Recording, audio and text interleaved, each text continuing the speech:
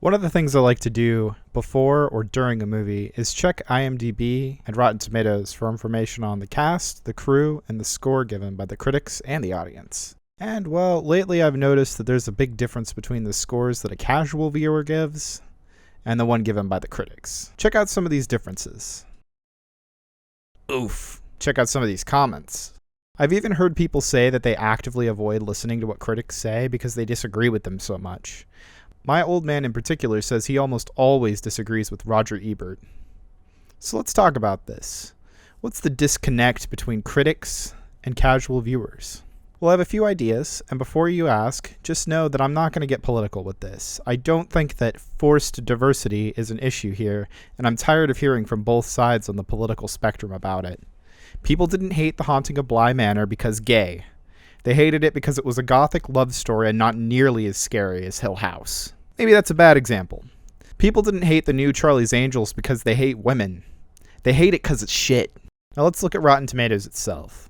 One thing you'll notice is that critics are rating movies based on if they're fresh or if they're rotten. So it's one or the other. I think this is important to note because the audience score is done on a 5-star rating system. So even if a critic thought the movie was just barely passable, they might put it in the fresh category, whereas an audience reviewer might give it 3 stars. Here's an example of a critic who thought that this movie was okay, but not great. See what I mean?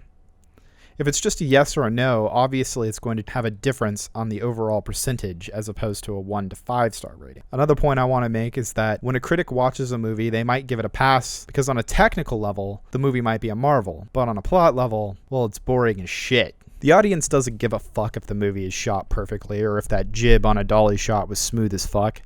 They want to be entertained. They want a good story. I don't know if you've ever looked at Yelp or Google reviews and noticed that they're only ever 5-star or 1-star reviews. Most people only want to talk about a service if it was phenomenal or utter shit. And I think the same goes for movie reviewing. I can't tell you how many reviews I've come across where the writer says that they made an account just to shit on the movie.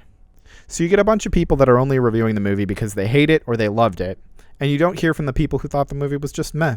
Here's the last point I want to make, and I guess it's the real point of the video. I've noticed that in the movies where I see the biggest divide, there happens to be stupid protagonists. Personally, I don't care if there are stupid protagonists. There are stupid people in the world.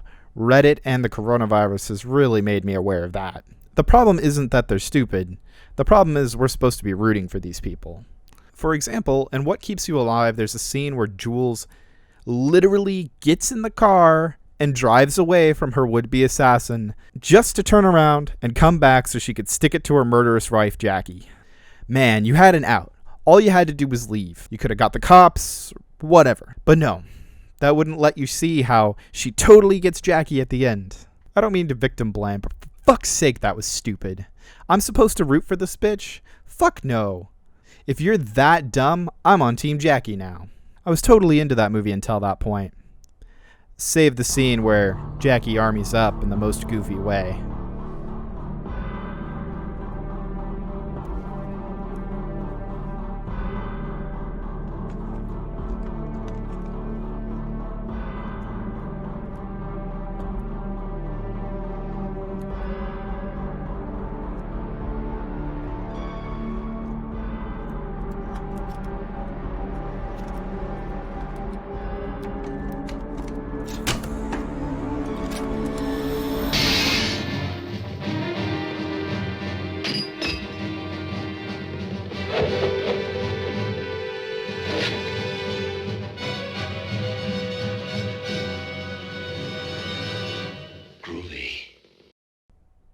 Again, the protagonists are people that we're supposed to root for. So make them likable and make them smart. If you need a good villain, just make the villain smarter.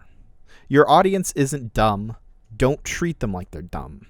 An example of films that do this well, and the audience score and critic score are pretty much equal, are You're Next and Ready or Not. Both of these films have pretty smart protagonists that are not only likable, but they stick it to their aggressives. It's so easy to root for these badasses. I don't know. That's just my 2 cents. I think when it comes to critics, they're more forgiving about dumb protagonists because they can separate themselves from the characters in the movie, whereas the average Joe can't. And I can understand. We watch movies as an escape. I'm done talking now. Have you ever disagreed with the general critic consensus? Tell me in the comments. Or don't.